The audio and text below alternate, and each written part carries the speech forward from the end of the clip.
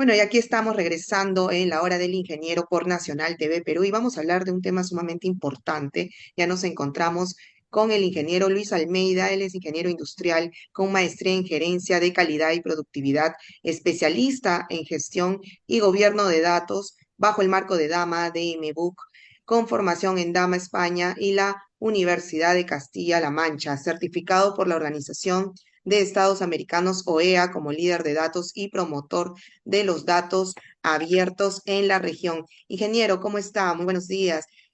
Cuando hablamos de ciberseguridad inteligente, ¿a qué nos estamos refiriendo? ¿Qué es la diferencia de la ciberseguridad tradicional? Ok, ¿cómo estás? Buenos días. Sí, la ciberseguridad inteligente se basa específicamente en un análisis predictivo y poder adelantarse a los ataques cibernéticos que se encuentran se encuentran en la red. No, esto se hace mediante tecnologías de inteligencia artificial, ¿no? Que nos permiten determinar los ataques que sufrimos, ¿no? En los portales o en los servidores. La diferencia con la otra tecnología es que la otra tecnología es como un bombero, sirve solamente cuando lo atacan, ¿no? O sea, no predice, simplemente trata de cumplir el rol de seguridad, pero cuando esto ocurre puede vulnerar su red de perimetral, ¿no? Así es, hemos estado viendo en los últimos meses recientes casos de filtración de datos en bancos, suplantación de identidad, esto se está viendo bastante, inclusive a raíz de la pandemia. ¿Qué riesgos reales, según su experiencia, ingeniero, corre un ciudadano promedio cuando sus datos personales caen en manos de delincuentes, ¿no? Que se dedican o que están de alguna manera infiltrados en bancos? Sí, exactamente. Lo que acabas de decir es un hecho bien grave y bien delicado que sucede en el Perú. Hay un promedio de 100 casos que se denuncian diariamente en las comisarías y en las fiscalías correspondientes de filtraciones de seguridad o de ciberdelitos. Los más comunes son suplantaciones de identidad. Ayer o hace 2 días, Frecuencia Latina lanzó una entrevista, un bloque donde indicaba que pues en el norte del Perú, en Piura específicamente, habían incautado equipos de telefonía, ¿no? Que clonaban los chips de teléfonos. Y al clonar los chips de teléfonos, ¿cuál es el objetivo de estos señores? Agarran las billeteras digitales y comienzan a hacer transacciones y tú no te das cuenta. O sea, sin tú darte cuenta, tu billetera digital está lanzando dinero, ¿no? Y al final desconectan el chip y tú sigues tus actividades y nunca te diste cuenta que esto pasó. Y eso es, o sea, hay un marco legal bastante gaseoso porque no se les debería permitir a una persona particular tener este tipo de equipos. Y hay perdón, hay un tema que es muy importante también, la protección de datos personales. Hay una ley que tenemos, pero no es tan fuerte, digamos, no, la aplicabilidad no se ejerce, ¿no? Porque se aplican otras leyes, pero no el marco de la ley de protección de datos personales. Es muy cierto, ¿no? Yo personalmente, por ejemplo, he sido víctima de estos fraudes cibernéticos y bueno, finalmente, bueno, la fiscalía sigue indagando, sigue haciendo sus informes, etcétera. Sí, sin embargo, gracias a los datos que yo tuve también de la persona que me había robado desde mis cuentas, pude lograr revertir y también me devolvieron el dinero porque era una suma importante a través del Indecopi. Entonces, Wow. esto también de alguna manera se viralizó en su momento. Mucha gente, me acuerdo que se comunicó conmigo, ¿cómo has hecho? Bueno, fueron como 9, 10 meses, o sea, fue bastante largo. Y yo recuerdo que en su momento, cuando me enteré de esta situación, porque en mi caso fue el BCP, ¿no? El Banco de Crédito del Perú, entonces automáticamente y me llegó un mensaje, se había reconocido una transacción fraudulenta que me habían hecho, yo puse que no, y aún así hicieron la transacción, entonces cuando yo voy a reclamar, había en mi base de datos un cambio que solamente lo haces con tu huella dactilar, que es obviamente los precintos de seguridad, se supone que en un banco deben de ser totalmente completos, integrales, seguros, y ellos ni siquiera se podían explicar cómo es que me habían cambiado mi número de teléfono con otro número que yo nunca lo había colocado, ¿no? Y justo lo que usted comentaba, cómo es que hay un contubernio probablemente con líneas telefónicas y con bancos para poder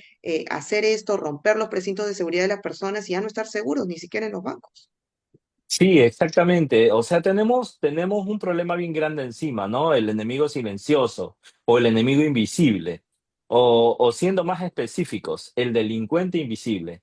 Por ejemplo, en las clases, ¿no? Hay colegios que han denunciado que entran los extorsionadores a una clase, ¿no?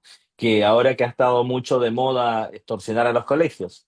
¿Quién les proporciona el link a los delincuentes para que accedan a este tipo de reuniones?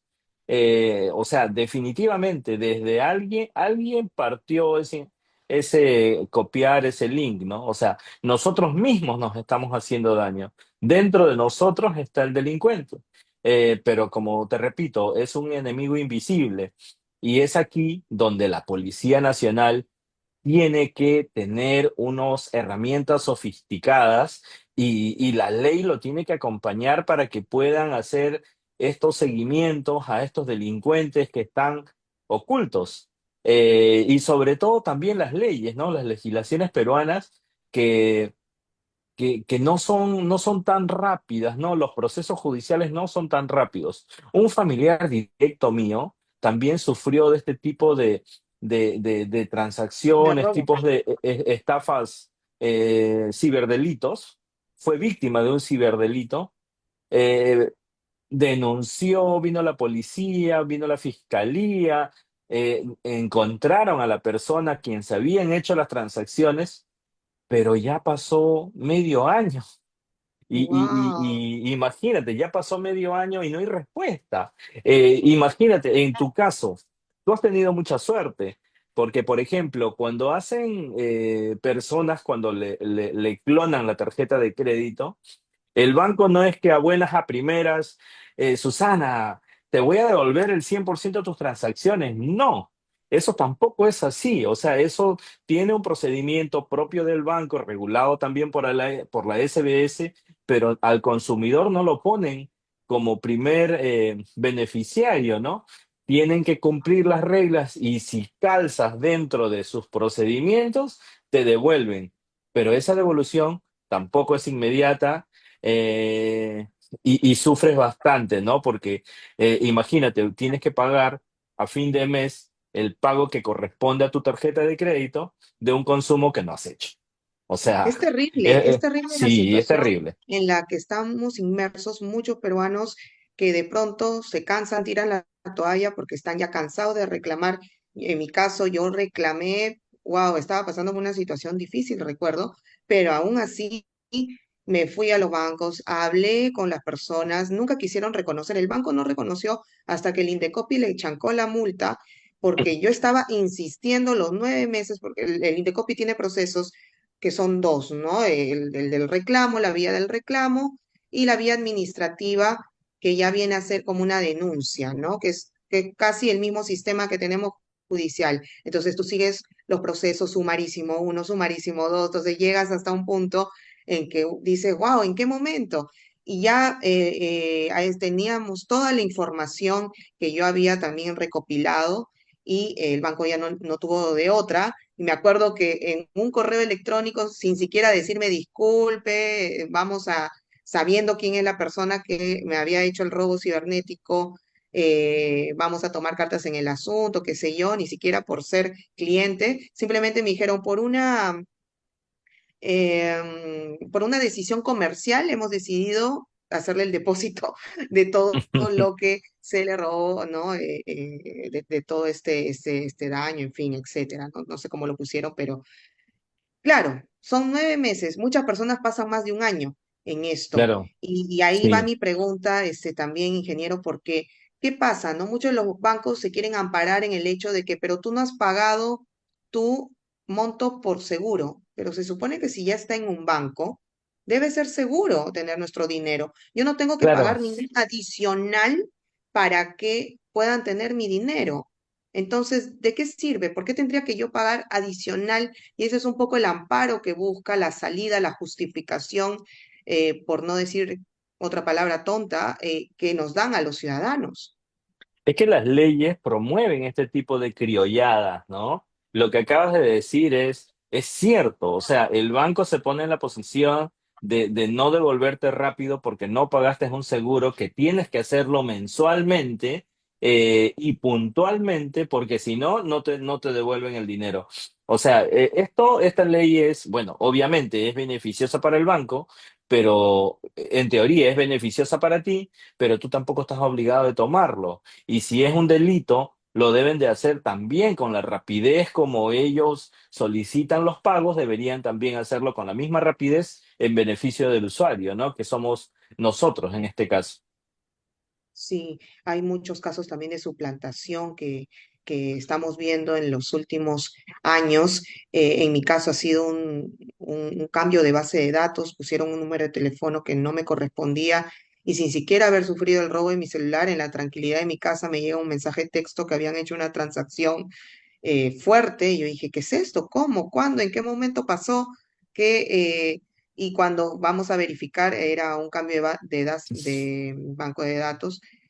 También ocurre, ingeniero, que en muchas oportunidades roban los celulares, pero ya no es el robo solamente para tener información de acá, sino acceder a las cuentas, ¿no? ¿Qué es lo que hacen?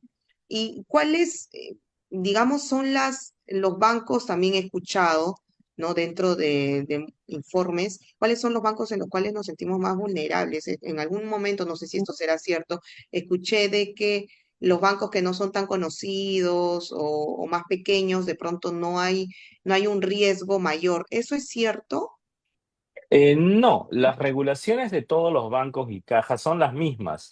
Las mismas regulaciones de que la SBS imparte es lo mismo. El problema es cómo manejan internamente sus procesos. Actualmente se está explotando mucho los datos y hay procesos internos dentro de los bancos que trabajan con información o con datos de alta calidad. Pero ¿qué es lo que pasa si es que esos datos se filtran? Eso, o sea, fácilmente vuelve a ser responsabilidad del banco, pero los datos se han filtrado y si se filtran, pueden hacer este tipo de ataques. Es por eso que dentro de sus procesos de las cajas, de los bancos, deben evitar tener este tipo de filtraciones de datos, proteger sus datos, proteger sus procesos para que sean seguros para el usuario. O sea, el usuario tiene que estar respaldado. Y yo creo que de todas maneras las regulaciones que tenemos en algunas partes debe estar gaseoso, ¿no? Porque este tipo de delincuencia no solamente es en el Perú. Ojo, tenemos delincuencia en todo el mundo y esto se viene incrementando con la inteligencia artificial. Suplantan voz, suplantan rostros, suplantan números de teléfonos y es por eso que nuestra policía y nuestras leyes tienen que estar también a la par de estas potencias mundiales que ya están implementando leyes que regulan el uso y la explotación o la mala explotación de la inteligencia artificial o el robo de datos, ¿no? O sea, tal cual tú lo dices, no solamente te roban el celular para revenderlo, sino también acceden a tus cuentas bancarias o agendas telefónicas para generar otro tipo de ingeniería social. Comienzan a contactar a tus contactos, a pedirle dinero, entran y suplantan tu perfil del Facebook para hacer lo mismo. Y es por eso que, o sea, no tenemos nosotros una conciencia de seguridad tampoco, ¿no? Eh, Nuestras contraseñas, por ejemplo, de acceso a los sistemas de información, eh, Periquito 55.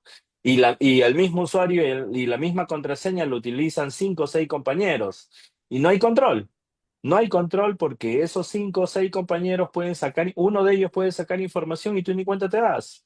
Tenemos que, volviendo al tema principal, generar una conciencia de seguridad y protección de nuestros datos. Y regular las leyes también para que nos respalden, ¿no?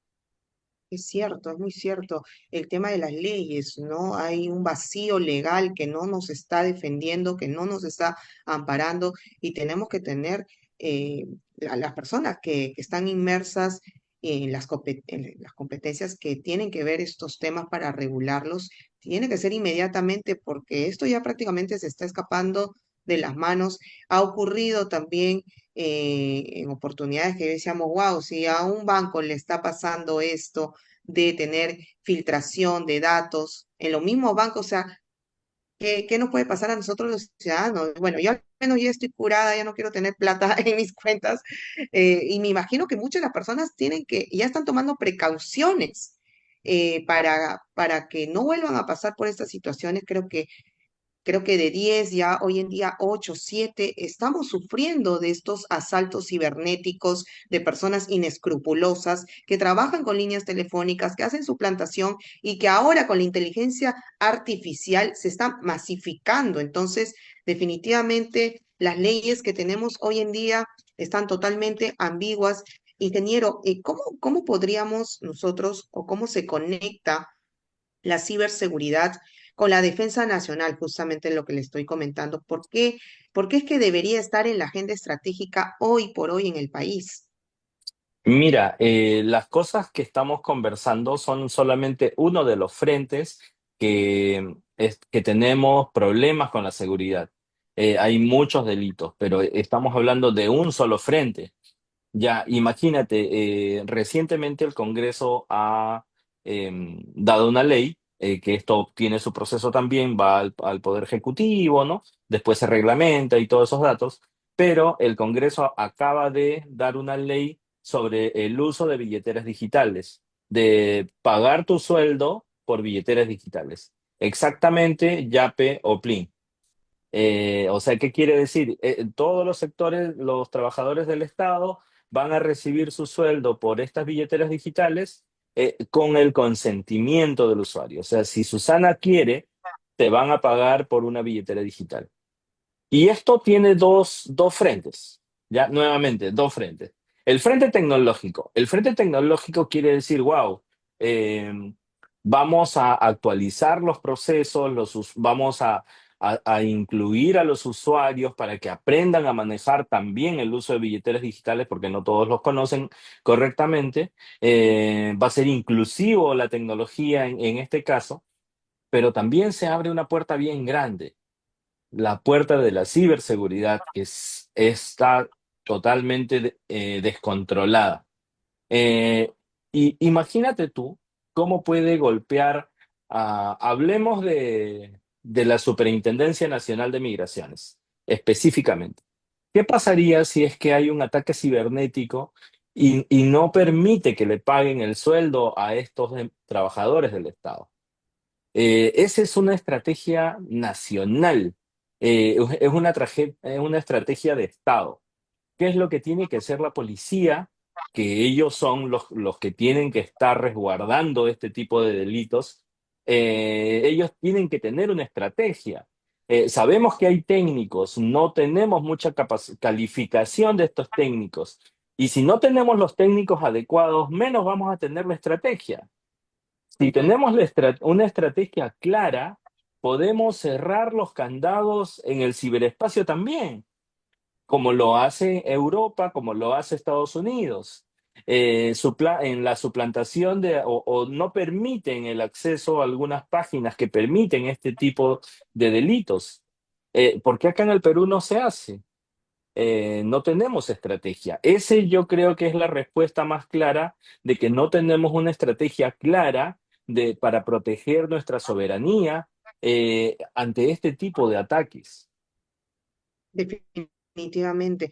Entonces, estamos ante un Estado que no está respondiendo a esta demanda porque ya prácticamente, yo lo veo así, ¿no? Se les está escapando de las manos, y esto me da una hipótesis, ¿no? No estamos preparados para que estemos protegidos frente a el tema de nuestros datos. O sea, estamos en una constante vulnerabilidad. ¿Qué hábitos básicos, aparte del que le mencioné, que de pronto es sacar el dinero, no tenerlo, no sé, en las cuentas o tener poco? ¿Qué otros hábitos deberían de tener en cuenta los ciudadanos o deberían adoptar los ciudadanos para evitar este tipo de robos?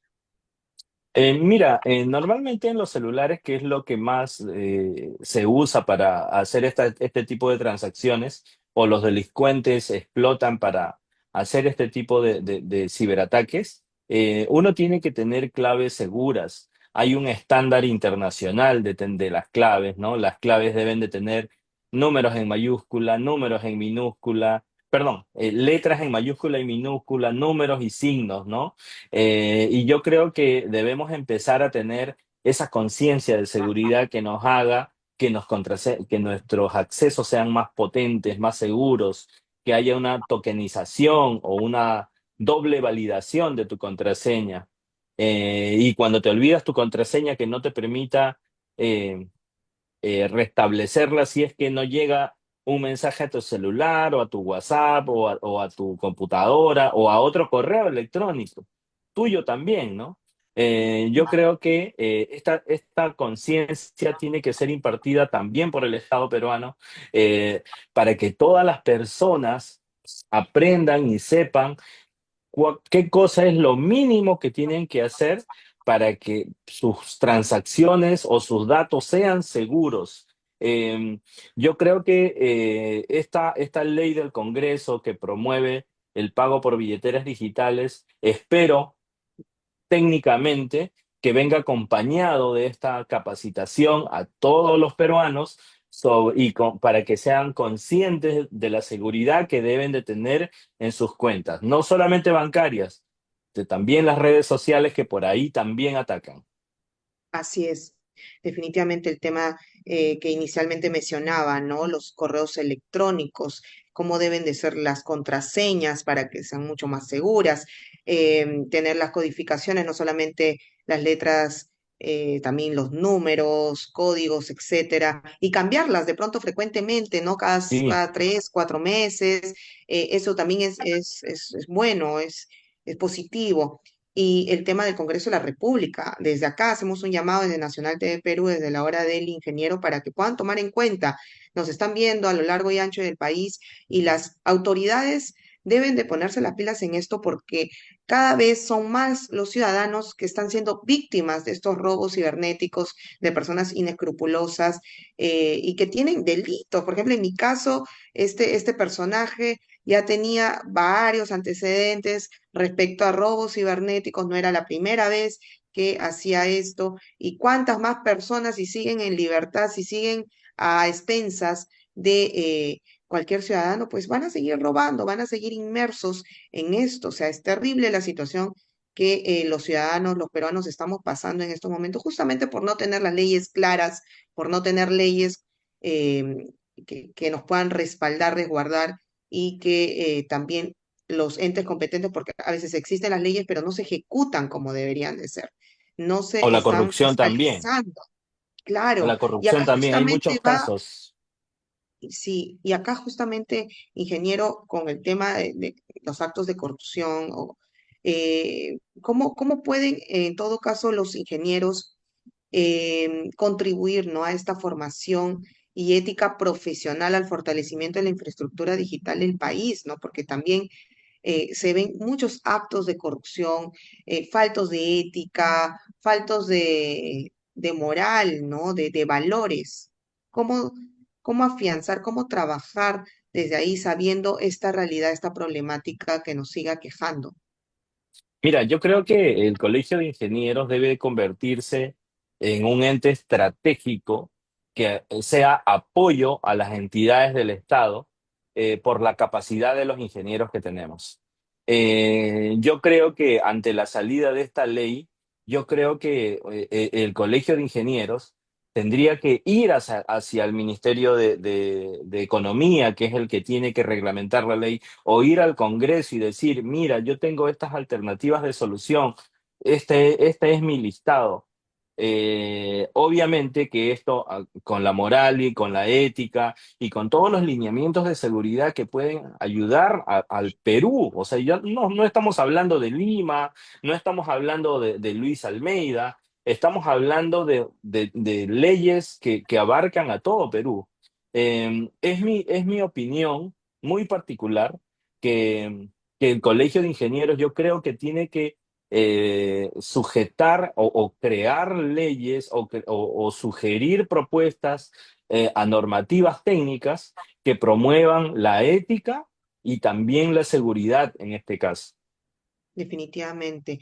Y ahí también rescatar, ¿no? Y destacar todo el trabajo que se viene haciendo en estos meses y propiciar justamente las reuniones técnicas políticas, porque es político, debería ser una política pública para todos, que existan un sistema que nos ampare respecto al tema de las cuentas, respecto a nuestra seguridad cibernética, digital, porque hoy en día estamos totalmente vulnerables. Y no solamente en el BCP, me acuerdo que yo recibía mensajes, también me ha pasado en el BBVA, o sea, en todo, en muchos de los bancos. Sí, exacto. Y eso es problemático, eso viene creciendo. Ingeniero, ¿qué competencias técnicas entonces debe de tener hoy en día un ingeniero al especializarse en este tema tan importante como la ciberseguridad? ¿Se está formando realmente un perfil acá en el Perú respecto a esto? Mira, los perfiles en el Perú, o sea, las universidades, para empezar, no tienen una formación académica que ampare o que sustente que un ingeniero graduado sea un ingeniero con amplio conocimiento de ciberseguridad. Creo que esas carreras recién están saliendo. Adicional a eso, hay ISOs, ¿no? El ISO 27000, el ISO 27701, que son específicos para la ciberseguridad. También está la Ley de Protección de Datos Personales, entre muchas más. Y yo creo que si las universidades no dan ese tipo de formación académica cuando los profesionales se están formando, nuevamente vuelvo al Colegio de Ingenieros y discúlpame, es mi apreciación personal, yo creo que el Colegio de Ingenieros debería también tener o como que dar este tipo de certificaciones, ¿no? Una certificación no de 5 horas, no un curso webinar de 1 hora, sino certificaciones ISO 27000 para sus colegiados, ¿no? Y de esta manera poder hacer frente a este tipo de amenazas que existen en todo el Perú. Como te repito, sigo yo pensando que el Colegio de Ingenieros tiene que asumir este rol estratégico, también formando a sus profesionales, que son sus asociados, para que puedan dar el soporte necesario a todas las entidades, no solamente del Estado, sino también las públicas, ¿no? Las privadas. Sin duda, ingeniero, y poder cumplir justamente con el rol de fomentar, capacitar, concientizar al ingeniero respecto a la importancia de la ciberseguridad.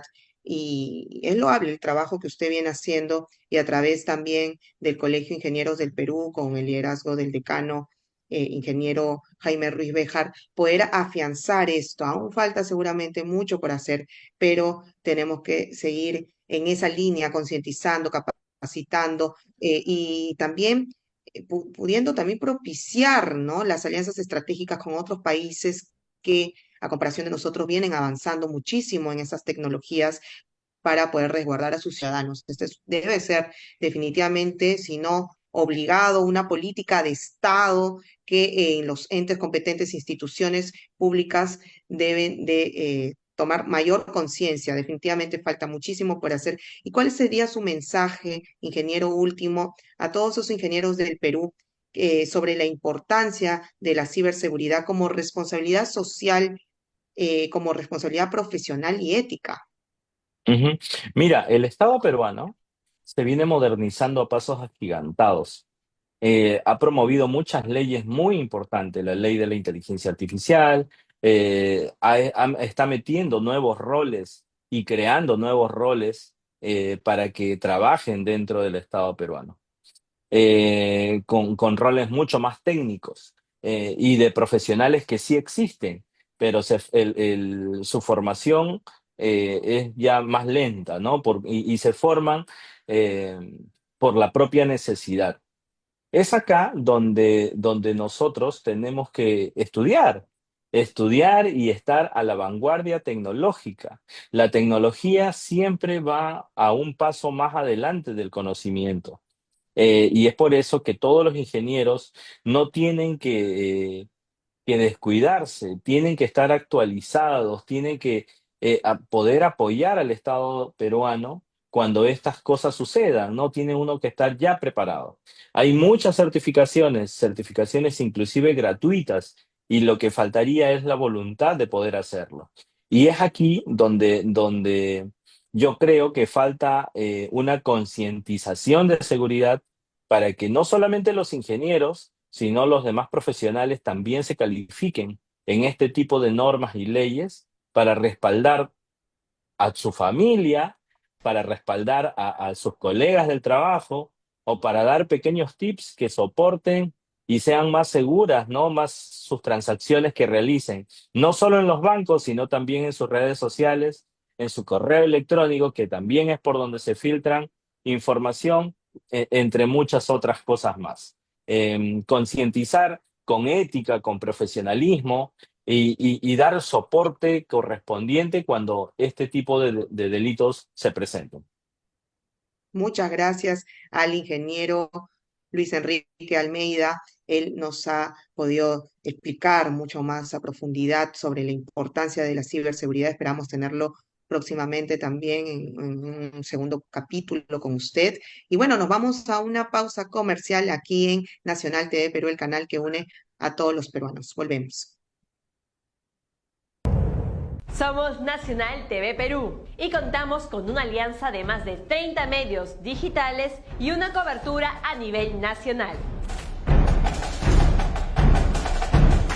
Y bueno, seguimos aquí en la hora del ingeniero por Nacional TV Perú, el canal que une a todos los peruanos. Y no queremos irnos antes sin dar los saludos especiales a todos los padres a nivel nacional, a todos los padres peruanos, ingenieros que vienen trabajando fuertemente por sus familias, que dejan un legado y que vienen haciendo muchas cosas en favor de nuestro país, de nuestro Perú. Un saludo fraterno a todos los papitos en su día, que la pasen espectacular como se merecen.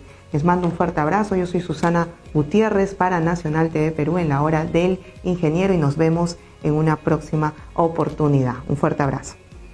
¿Sabías que Nacional TV Perú está disponible en más de 100 empresas de cable teleoperadores a nivel nacional? Nuestra señal llega a todas las regiones del país, llevando información y entretenimiento a todos los peruanos. Así es, Carly. Estamos en